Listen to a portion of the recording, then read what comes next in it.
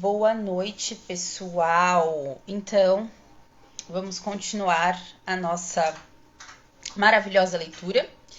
Paramos, então, na página 36, estamos no capítulo 2, que é a visão de mundo da feitiçaria. E vamos continuar, então. Ela estava falando dos selfies, que eu até falei que antigamente era assim que a gente conhecia as coisas, né? E é já uma visão psicológica. Então, ela continua aqui. Na tradição das fadas da feitiçaria, que no caso é a tradição dela, a mente inconsciente é chamada de o self mais jovem. A mente inconsciente é chamada de o self mais jovem. A mente consciente é chamada de self discursivo, que é o self racional. Visto que eles funcionam através de diferentes tipos de percepção, a comunicação entre os dois é difícil. É como se falassem línguas diferentes.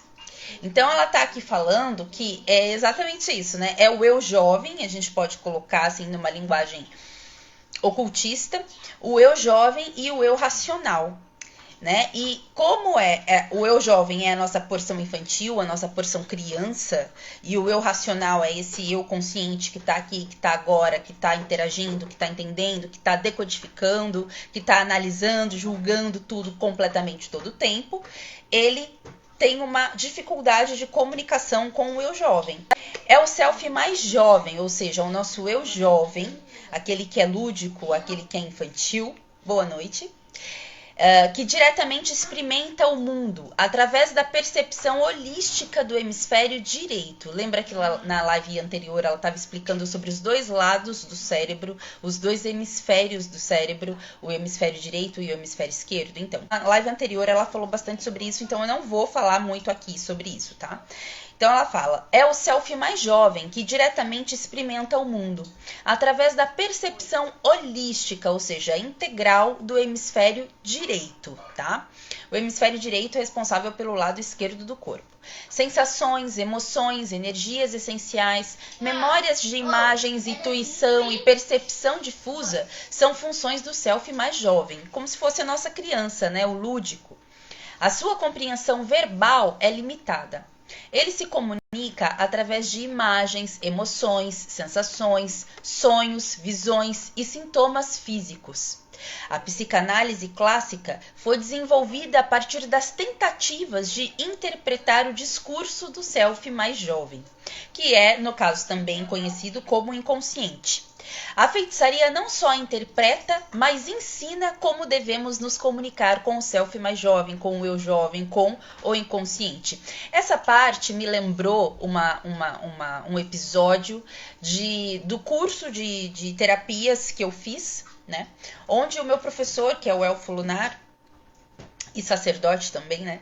Ele ensinou e mostrou para nós, ele estava realmente explicando sobre essas funções cerebrais, as funções mentais, entra até um pouco na neurociência, na psicologia e psicanálise, tá? Do hemisfério direito e o hemisfério esquerdo do corpo. Então ele mostrou um documentário de uma neurocientista americana, e eu vou tentar ver para vocês eu vou tentar procurar e colocar para vocês nos stories, tá? Vou encontrar. E para quem está assistindo no YouTube depois, para você ver nos stories conteúdo exclusivo da Caixa da Bruxa, é só você seguir lá no Instagram, ok? Então, era uma neurocientista que ela sofreu um acidente e ela perdeu partes do movimento, não me lembro direito que já faz uns anos, mas ela teve um ferimento na cabeça, e esse ferimento ele afetou diretamente uma região do cérebro que meio que desativa, podemos dizer assim, a parte racional das coisas, né? E ela, sendo uma neurocientista toda racional o tempo todo, então ela ficou sem essa questão da racionalidade, da lógica, né, dentro do cérebro. Mas o cérebro consegue viver dessa maneira, né? Só que então você é uma pessoa totalmente holística e lúdica o tempo todo. E foi essa experiência que ela narrou na apresentação que ela fala sobre a vida dela, explicando também sobre a neurociência. É muito interessante, né? Muito interessante, porque daí a gente já coloca aí a ciência, a psicologia, a psicanálise dentro de tudo isso aí, né? E é real isso. Então ela conta que tudo era muito colorido, tudo era muito sensação, muitas cores, era como se ela tivesse um amor universal por tudo. Isso é muito interessante na narrativa dela. Eu vou tentar encontrar e compartilhar com vocês. Tá? Então aqui ela está falando exatamente sobre isso, né? Sobre o que o eu jovem, o que o self jovem, né? O que o inconsciente é responsável, né? Então ele é responsável pela compreensão, pela imagens, emoções, sensações, sonhos, visões e sintomas físicos, né? E ela fala, a feitiçaria não só interpreta, mas ensina como devemos nos comunicar com o self mais jovem. O self discursivo, o eu racional, né? A nossa consciência organiza as impressões do inconsciente, do self mais jovem.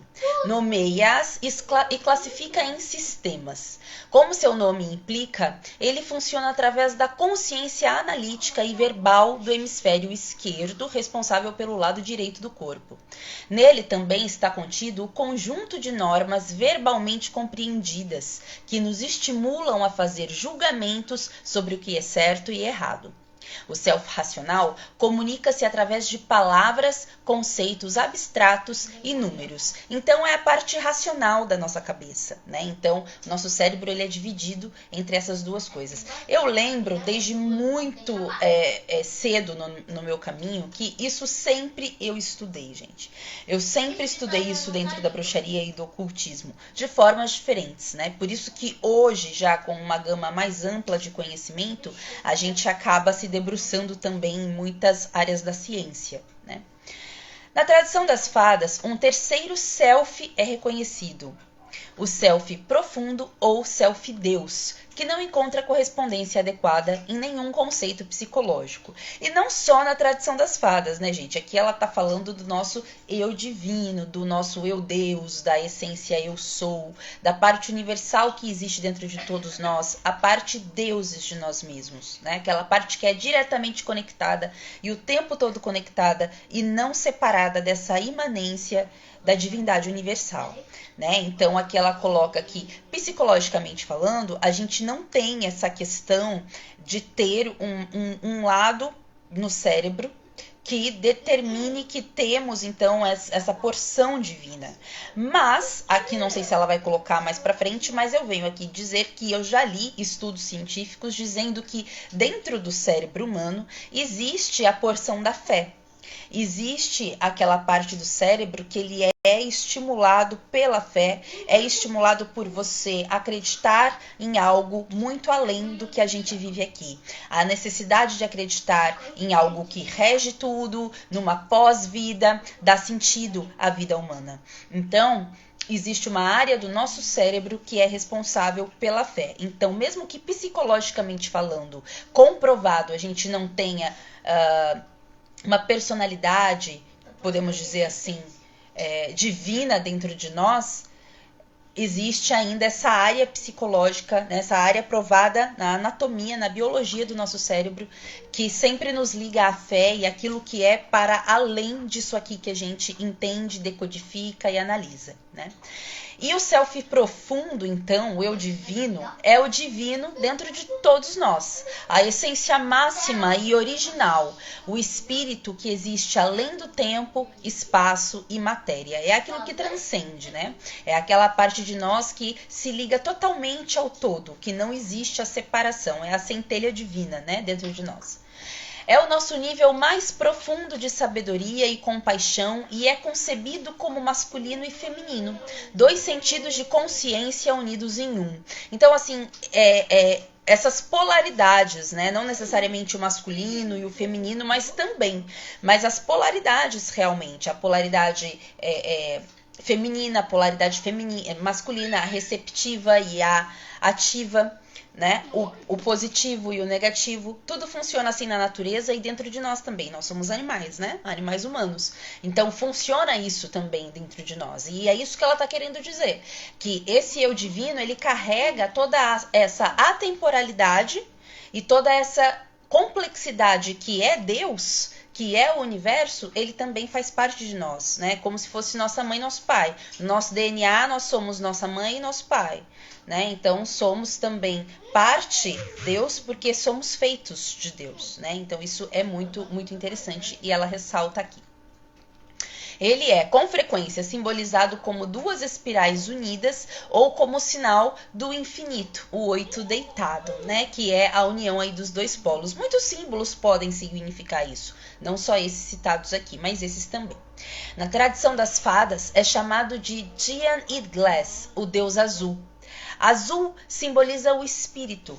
Dizia-se que o self profundo aprecia azul quando psiquicamente visto. Olha que legal, né? O self profundo quando psicologicamente visto, ou seja, fora, né, desse nível de consciência, quando a gente está em alfa, meditando, e a gente tem um vislumbre do nosso eu divino, ele geralmente é azul. E isso explica bastante coisa sobre o hinduísmo, por exemplo, né? Todas as divindades hindus, elas são azuis, né? E é porque realmente, até a cromo fala que é uma cor que traz a tranquilidade, que se liga ao espírito, né? Azul simboliza o espírito.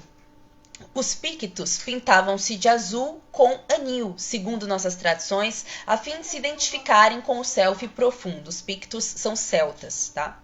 Dian está relacionado tanto a Diana quanto a Tana, o nome das fadas para a deusa.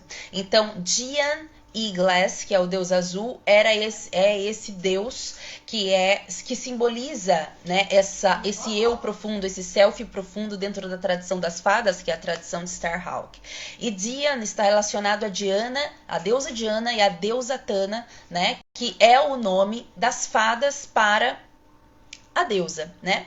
Também a Jenicot, nome basco para o deus da força, e ao de batismo de João e Joana, que Margaret Murray documenta como sendo populares em famílias de bruxos. E aqui tem uma nota, uma referência, e com certeza é o livro da Murray, né? Do culto das bruxas da Europa.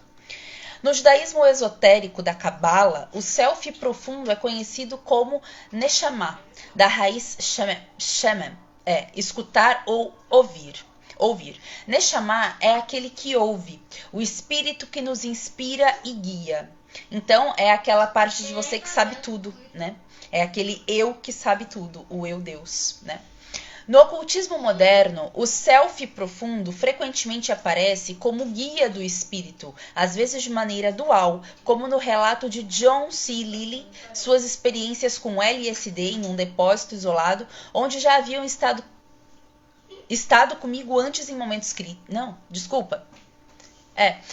Como as experiências de John C. Lilly, suas experiências com LSD em um depósito isolado, onde declara ter encontrado dois seres prestativos. E ele disse, abre aspas, eles dizem que são meus guardiões, que já haviam estado comigo antes em momentos críticos e que, na verdade, eles estão comigo sempre, mas que normalmente eu não me encontro em situação de percebê-los. Estou em condições para percebê-los quando próximo à morte do corpo. Nesse estado, o tempo não existe. Há uma percepção imediata do passado, presente e futuro, como se todos fizessem parte de um momento presente. Gente, aqui a gente tem tanta coisa para falar, inclusive até de ciência mesmo, né? Mas quando a gente fala de experiências extracorpóreas, quando a gente vê e tem conexão com essas coisas, com essas experiências, né, extracorpóreas com seres, espíritos e guardiões, existe diversas formas. A gente não necessariamente precisa estar sobre o efeito de uma droga química. Nós podemos, inclusive, fazer isso dormindo, nós podemos induzir isso numa hipnose, num processo de meditação profunda, enfim.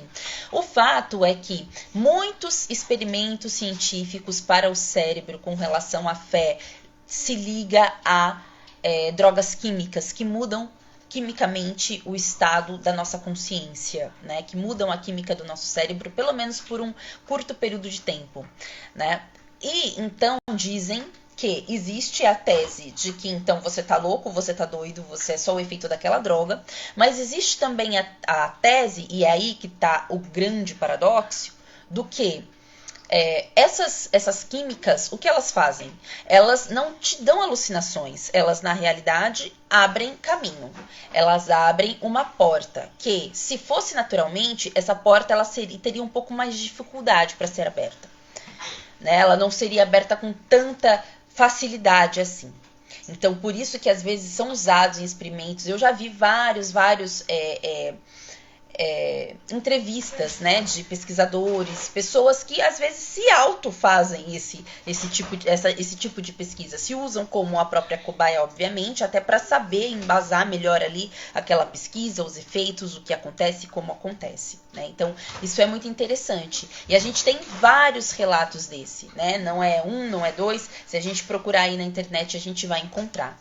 E até mesmo aqui, quando ela cita nesse estado, né, no estado quase morte, né? Inclusive também existe as pesquisas com relação às experiências de EQM, que é as experiências quase morte, né? Que acontecem até mesmo às vezes espontaneamente numa viagem astral, em alguma situação onde a gente está se desenvolvendo ali psiquicamente, espiritualmente, né? Então existe essa experiência de quase morte, onde a pessoa chega a beirar o estado da morte do corpo, então ela consegue ter acessos a outros estados de consciência, a outros estados de vida, a outras formas, né, de vida ali, outros planos de existência. E quando elas voltam, elas lembram e elas relatam, né? E relatam sempre que existe essa espiral, esse túnel, essa visão do todo, do presente, do passado e do futuro, e não particionado como a gente tem. E isso prova até mesmo Einstein, quando ele vem falar da teoria da relatividade, né, que ele fala, olha, não existe, o tempo não existe, né? O tempo é relativo, o tempo e o espaço são relativos, né? Então, assim, isso prova muito, é muito interessante, né? Então, Lilly descreve a percepção holística do hemisfério direito, associado ao self mais jovem.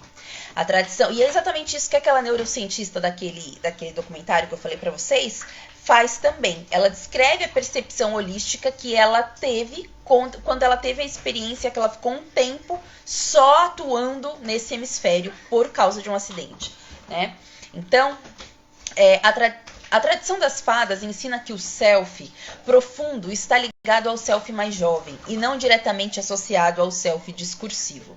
Felizmente, não é necessário que estejamos quase mortos para percebermos o self profundo, uma vez que tenhamos aprendido o truque da comunicação, ou seja, fazer a comunicação entre o self mais jovem e o self profundo é algo naturalmente, não vê as crianças, elas têm uma ligação mais ali com o divino, para ela é muito mais fácil, para ela é mais desenvolto, né? Então, assim, a questão lúdica, tanto que a bruxaria é uma religião lúdica, os nossos rituais são lúdicos, não lúdicos no sentido de infantis, mas lúdicos no sentido de teatrais e cheios de arte, né? Cheios de coisas táteis, palpáveis para o nosso cérebro, imagens, música, canto, dança, cores, gestos e palavras e, enfim, tudo muito simbólico, né, dentro da bruxaria. Por quê? Porque a gente também já está na crença de que isso favorece o nosso acesso ao nosso eu mais profundo e, consequentemente, ao que está mais além, né? Porque o eu divino, a função dele é nos ligar com o divino de fora também, né? E aqui ela disse que essa comunicação entre esses dois selfies, ela existe naturalmente e que felizmente não é necessário que estejamos quase mortos para percebermos o self profundo, uma vez que tenhamos apenas aprendido o truque da comunicação. Não é a mente consciente, com os seus conceitos abstratos, que se comunica com o divino. É a mente inconsciente, ou seja, o self jovem, né, que responde somente às imagens, desenhos, sensações e percepções. Para nos comunicarmos com o self profundo, a deusa, o Deus dentro de nós, recorremos aos símbolos, à arte, poesia, música, mito e aos atos rituais que traduzem conceitos abstratos para uma linguagem do inconsciente. Então, é exatamente o que eu estava falando aqui. A bruxaria ela é lúdica, justamente porque a gente tem a crença de que uma coisa propicia a outra, facilita a outra.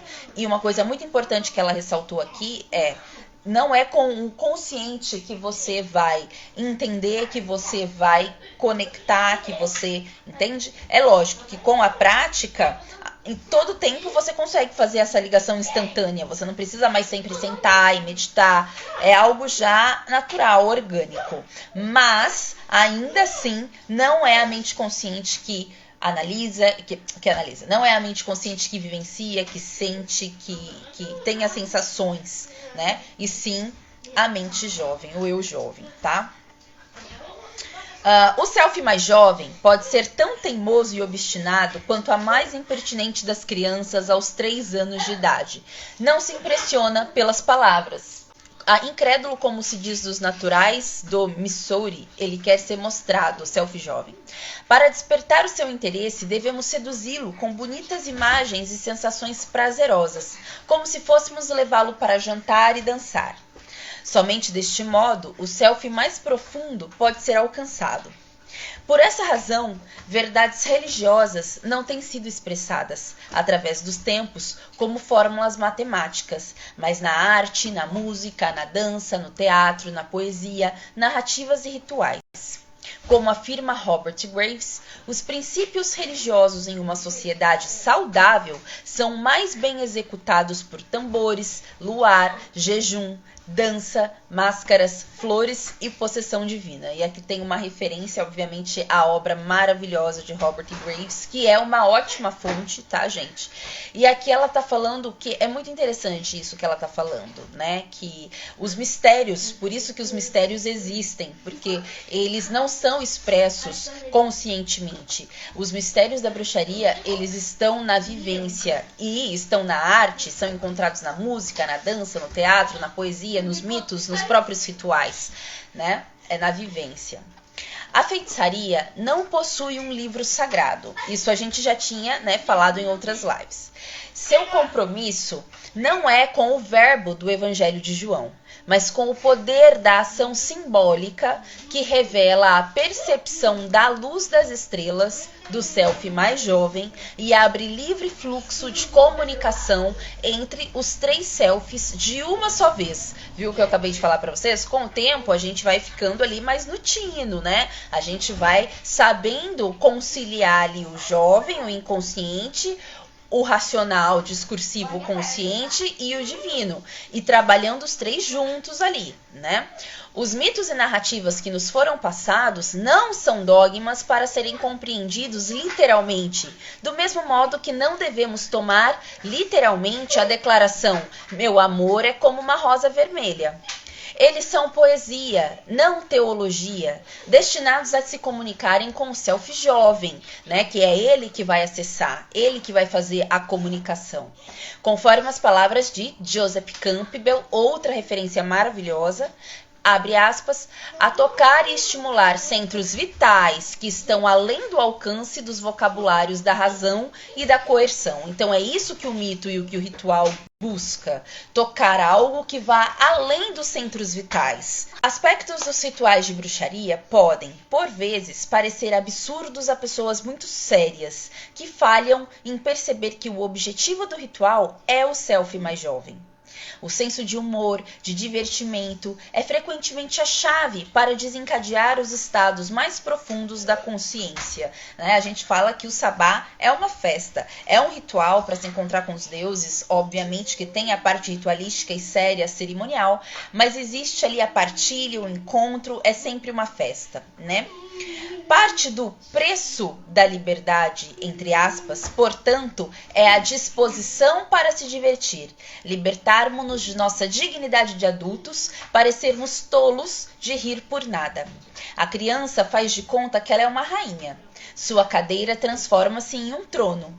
Uma feiticeira faz de conta que a sua vara tem poderes mágicos e ela torna-se um canal de energia. E isso é muito, muito interessante, porque todos os nossos instrumentos mágicos, eles têm uma história infantil por trás, né? Só que se nós usarmos do poder da mente, do mesmo modo que a criança usa, nós vamos aprender a canalizar as energias reais daquele instrumento, né? O equilíbrio, obviamente, é necessário. Há uma diferença entre magia e psicose, e essa diferença está em manter a capacidade de recuar pela vontade para a consciência comum, de voltar à percepção, como costumava afirmar meu professor de programa de saúde no curso secundário, no auge da era psicodélica. Abre aspas. Realidade é quando você pula do telhado e quebra a perna. As drogas podem proporcionar a percepção holística do self mais jovem, mas muitas vezes à custa do julgamento do julgamento de sobrevivência do self racional. Se brincarmos de voar no corpo, podemos despedaçar o fêmur. Todavia, a percepção treinada não se desentende com a realidade comum. Ela vai mais além, através do espírito, e ganha intuições e percepções que podem ser, posteriormente, comprovadas pelo self discursivo. Né? Então, aqui ela está falando que nós termos essa liberdade criativa e esse eu lúdico para acessar o self mais jovem dentro dos nossos rituais e como uma prática, não significa que nós somos psicóticos e doidos e acreditamos em qualquer coisa e fazemos qualquer coisa. Nós escolhemos aquilo que nós acreditamos, né? Nós, inclusive, dentro de uma jornada meditativa, de uma meditação mais profunda, nós sempre temos que voltar à percepção. E como nós voltamos à percepção? De várias maneiras. A gente come, a gente aterra, né? Nós vamos fazendo o processo reverso de volta, né? Então, essa é uma forma da gente ir voltando à nossa consciência comum, porque não adianta a gente ficar também o tempo todo fora, só tentando conectar o self jovem e o self divino. O humor e as brincadeiras despertam a sensação de encanto, a atitude essencial da feitiçaria para perceber o mundo. Por exemplo, ontem à noite, meu coven realizou um ritual na véspera do 1º de maio, o May Eve, que é Beltane, onde a principal ação consistia em enrolar as fitas em um maple e tecer nelas aquelas coisas que desejávamos tecer em nossas vidas. Esse é um feitiço muito comum, né? Em um lugar do mastro, usamos um cordão central e, ao invés de fitas, tínhamos fios de linhas coloridas, ou seja, ela fez um ato simbólico daquilo, né? Que funciona da mesma maneira, isso se chama, inclusive, magia simpática, né? Presas por um gancho central no teto de nossa sala de reunião. Também tínhamos 11 pessoas no círculo. Sabíamos perfeitamente bem, é claro, que é impossível entrelaçar um maple com um número ímpar de pessoas, mas não queríamos deixar ninguém de fora. Portanto, com jovial, pouco caso quanto à realidade comum, seguimos em frente. Fizeram então com 11 pessoas mesmo, né? O resultado para início de conversa foi de caos e confusão, ou seja, já a diversão. Todos ríamos enquanto rodávamos, criando um emaranhado com as linhas. Lembrava pouco uma cena de poder místico. Um mágico teria empalecido e tomado de sua vara imediatamente, mas algo singular passou a acontecer quando prosseguimos. O riso transformou-se em um estranho clima, como se a realidade comum estivesse desaparecendo. Nada existia além da interação de fios coloridos e corpos em movimento. Os sorrisos que apareciam e esvaneciam começaram a se parecer com os misteriosos sorrisos das arcaicas estátuas gregas, indicando o maior e mais engraçado dos mistérios. Começamos a cantar. Nos movimentávamos ritmicamente e um padrão desenvolveu-se na dança. Nada que pudesse ser traçado ou planejado racionalmente. Era um padrão com um elemento adicional que sempre e inevitavelmente desafiaria uma explicação. O emaranhado de linhas virou um cordão complexamente entrelaçado. A canção tornou-se um cântico. A sala irradiava-se e o cordão pulsava com energia como se fosse vivo. Um umbigo que nos ligava a tudo que está dentro de nós e além. Por fim, o cântico atingiu um pico e morreu. Caímos em transe. Quando acordamos, todos juntos, simultaneamente, nos entreolhamos maravilhados. Então aqui ela está relatando uma parte de um rito, né, de um trabalho mágico que eles fizeram no Mastro de Maio, né, que foi muito interessante, que na realidade deu tudo errado no começo, mas no fim era isso mesmo que tinha que acontecer. Eles foram guiados pelo Self mais jovem, né? Então ela continua. O mito da criação, que dá início a este capítulo, né, que é um mito da criação onde a deusa é criada e dá origem ao deus, e quem quiser ver tá na outra live, tá? Tá aí no feed. Claramente expressa a atitude de encanto para com o mundo, que é divino, e para o divino, que é o mundo. Asterisco, ela tem uma nota aí para isso. No princípio, a deusa é tudo, virgem, significando completa em si mesma.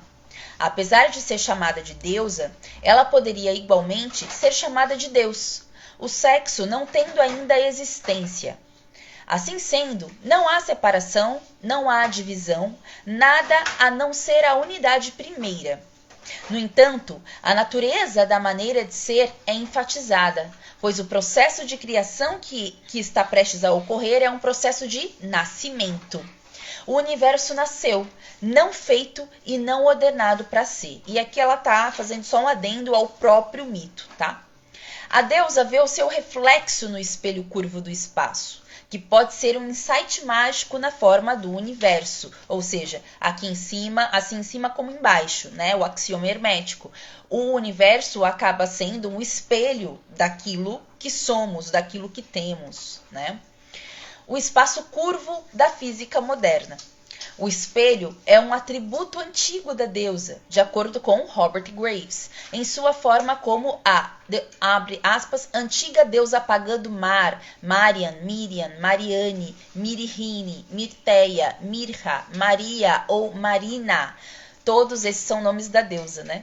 Protetoras dos poetas e amantes e mãe orgulhosa do arqueiro do amor. Olha quantas referências, né? Isso ela está citando Robert Graves quando ele estava falando da deusa, tá? Um disfarce comum dessa mesma Maria é o de donzela feliz, como sereia, conforme o uso. Uma linda mulher com um espelho redondo, um pente de ouro e rabo de peixe. Expressa, abre aspas, a deusa do amor que surge do mar. Cada iniciado dos mistérios eleusinos, que eram de origem pelásgia, o povo matrial do mar nativo da Grécia, era submetido a um ritual de amor com seus representantes, após tomar um banho de caldeirão. O espelho também fazia parte do mobiliário sagrado dos mistérios, ou seja, da mobília ritualística, dos objetos ritualísticos, e provavelmente era equivalente ao conhece-te a ti mesmo. Viu a semelhança e analogia com o universo? A mesma sereia / mãe do oceano é chamada de Iemanjá, Iemonjá na África Ocidental e de Iemanjá no Brasil. É interessante porque aqui ela está citando Robert Graves, né, que ele tem muitos livros muito bons que casam com todos os nossos estudos. E quando ele coloca a deusa pagã do mar, dos Pelasgos, né, que é um povo grego aí muito, muito antigo, todos esses nomes, né? Eu lembro de um livro que eu gostei muito, que se chama A Luz da Deusa, que eu li uma vez na minha dedicação, que falava, que era, como que era o nome mesmo? Haibet é o nome da autora, né?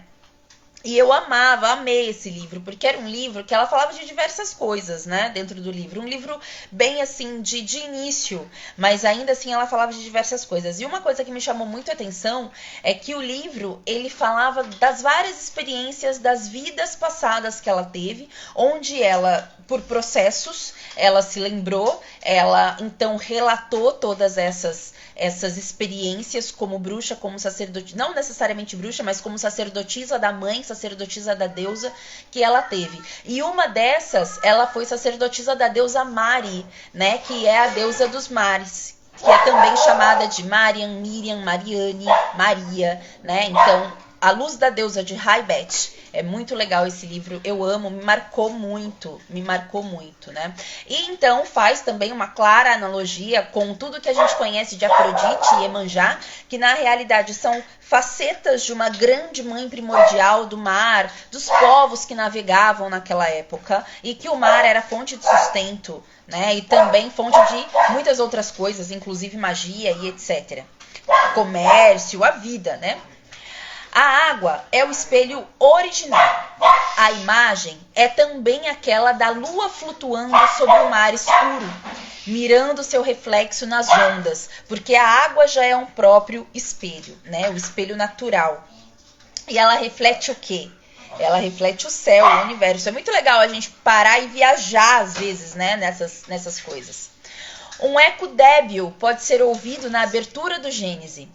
Abre aspas, a terra era informe e vazia e o Espírito de Deus flutuava sobre a água. É muito interessante, gente. Eu adoro viajar sobre isso, assim, sabe? Se a água era um espelho, o Espírito de Deus flutuava sobre a água. Então, o que se via, né? O que tinha acima.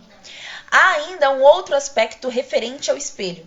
Uma imagem de espelho é uma imagem ao contrário. Olha isso. A mesma, mas oposta. A polaridade inversa. A imagem expressa o paradoxo. Todas as coisas são uma só. No entanto, cada coisa é separada, individual, única. Religiões orientais tendem a enfocar a primeira parte do paradoxo, mantendo o ponto de vista de que, na realidade, todas as coisas são uma só e que separação e individualidade são ilusões. Essa é uma visão oriental, ela está relatando. Já as religiões ocidentais enfatizam a individualidade e tendem a perceber o universo como composto de coisas fixas e separadas. O ponto de vista ocidental tem a tendência a estimular o esforço e envolvimento individual com o mundo. A concepção oriental encoraja o recolhimento, a contemplação e a compaixão.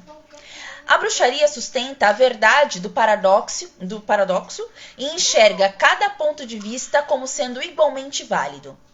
Eles se refletem e se complementam.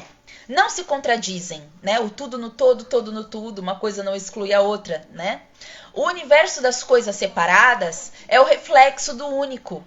E o único é o reflexo da miríade de coisas separadas do mundo. Ou seja, ao mesmo tempo que nós somos separados do mundo, nós somos parte também do mundo, porque estamos no mundo, vivemos do mundo, né? E desse mesmo divino que dá origem a tudo isso. Mas somos pessoas individuais, né? Com a nossa vida, com a nossa personalidade, com os nossos problemas, as nossas experiências, mas ainda assim todos somos um, né? Porque somos feitos da mesma matéria, estamos no mesmo lugar, né? Somos todos espirais da mesma energia, exatamente isso que eu estava falando. Entretanto, cada espiral é única em sua forma e padrão, mas todos são espirais, né? A deusa apaixona-se por si mesma, ainda no mito ela está explicando, tá? Suscitando a sua própria emanação, que passa a ter a existência própria. Então ela se olha no espelho e vem essa questão da polaridade inversa que ela traz, né? E então a deusa nasce dessa imagem espelhada. Quando a deusa do mito nasce dessa imagem espelhada, ela já é a polaridade oposta, né? Ela já é o Deus. O amor do self pelo self é a força criativa do universo. O desejo é a energia primordial. Esta energia é erótica. Por isso que dentro da bruxaria, o sexo ele é uma crença primordial e uma força motriz, tá? A atração, por quê? Porque existe. A força de atração, ela é erótica. E ela sempre causa a transformação de algo, a criação de outra coisa, né? A atração entre o amador e o amado, do planeta e a estrela, do elétron pelo próton, ou seja, essa atração natural. O amor é o laço que mantém o mundo unido. Eros, cego, todavia, torna-se amor. O amor que, na terminologia de Joseph Campbell, é pessoal, direcionado ao indivíduo, mais do que a caridade assexuada e universal do ágape, ou o desejo sexual indiscriminado. E aqui ela está já relatando alguns tipos de amor, né? O ágape, o sexual indiscriminado, enfim. O reflexo da deusa toma o seu próprio ser e lhe dá um nome. Amor não é somente uma força energizante, mas uma força individualizante, ou seja, torna aquela pessoa individual, né? Ele dissolve a separação e, no entanto, cria a individualidade. Ele é, novamente, o paradoxo universal. Então, da mesma maneira que o amor ele une, o amor ele também separa. E tanto a união quanto a separação são necessárias para o amor, né? Porque para unir duas pessoas, essas duas pessoas devem ser individuais, né? Só para começar. Mas o amor em si, ele une tudo. E depois que aquela união de duas pessoas separadas acontece, nasce uma criança, que na realidade é a união dessas duas pessoas individuais numa única pessoa, né? E daí volta ao paradoxo primordial, sempre esse ciclo. Miria, a admirável, é obviamente Miriam, Mariane, que é também Mari, a forma da lua cheia da deusa na tradição das Iras. A sensação de encantamento, de alegria e deleite no mundo natural é a essência da bruxaria, né? Toda essa questão da natureza. O mundo não é uma criação imperfeita, algo do qual devemos escapar, buscando salvação ou redenção. Ou seja, não é algo mal, né? Toda aquela coisa cheia, rodeada de pecado e culpa e julgamento, e temos sempre que procurar a redenção porque estamos perdidos, porque esse lugar é ruim, né? Isso não é uma crença que a bruxaria defende. Independentemente de como ele se apresenta no dia a dia, pela natureza de seu ser mais profundo, ele nos enche de maravilhamento. O êxtase divino torna-se a fonte da criação, e a criação é um processo orgásmico. Êxtase encontra-se no cerne da bruxaria, e êxtase no sentido amplo da palavra, tá? No ritual, revertemos o paradoxo e tornamo-nos a deusa, dividindo a alegria primitiva e pulsante da união. Então, o que ela quer dizer aqui com revertemos o paradoxo? Lembra que eu acabei de falar do amor? O amor, ao mesmo tempo que ele une, ele separa? Então, num ritual a gente faz a mesma coisa. A gente primeiro une para depois separar. E isso é o cone de poder, né? A gente retém para depois soltar, né? E nós nos tornamos também a deusa, porque canalizamos essa energia, né? Abre aspas. A característica fundamental do xamanismo, ou seja, porque a bruxaria é uma crença xamã, porque ela é pagã, então ela é da terra, é o êxtase, porque é pelo êxtase que a gente acessa outras coisas. E o êxtase, ele é alcançado de várias maneiras dentro da bruxaria, tá? A característica fundamental do xamanismo é o êxtase, segundo Mircea Eliade, que é também outra fonte muito importante. E apesar dele interpretar este estado um tanto limitadamente como sendo o espírito abandonando o corpo, admite que, provavelmente, a experiência estática, ou seja, do êxtase, em seus vários aspectos, é coexistente à condição humana, no sentido de que é parte integral daquilo que é conhecido como a aquisição da consciência do homem em sua maneira específica de ser no mundo, ou seja, a individualidade. O êxtase, ele está totalmente ligado à sua formação da sua individualidade, né? O xamanismo não é somente uma técnica de êxtase. Sua teologia e filosofia dependem, enfim, do valor espiritual que é outorgado ao êxtase. Ou seja, a teologia do xamanismo, das crenças pagãs da terra, elas, em parte, estão em base no que o êxtase proporciona, né? A bruxaria é uma religião xamânica e o valor espiritual depositado no êxtase é alto. É a fonte da união, da cura, da inspiração criativa e da comunicação com o divino, independentemente se estas são encontradas no centro do círculo de um coven, na cama com o nosso amado ou no meio da floresta, reverentes e maravilhados diante da beleza natural do mundo. E aqui ela está falando basicamente do sexo, né? O êxtase proporciona harmonia, a música das esferas. E ó, Pitágoras, hein? Música é uma expressão simbólica da vibração, que é uma qualidade de todos os seres. Físicos informam que os átomos e moléculas de todas as coisas, desde um gás instável até o rochedo de Gibraltar, estão em constante movimento, porque existem átomos em tudo. Subjacentes a este movimento, existe uma ordem, uma harmonia que é inerente a todos os seres. A matéria canta por sua própria natureza, que é essa harmonia natural, orgânica, maravilhosa, que é isso que ela está falando, né? Que o êxtase faz parte disso também. A canção é conduzida por ondas que se tornam esferas, ou seja, as notas musicais aqui ela colocou, né? As ondas são as ondas do orgasmo, ondas leves, ondas do oceano, elétrons pulsantes, ondas de som.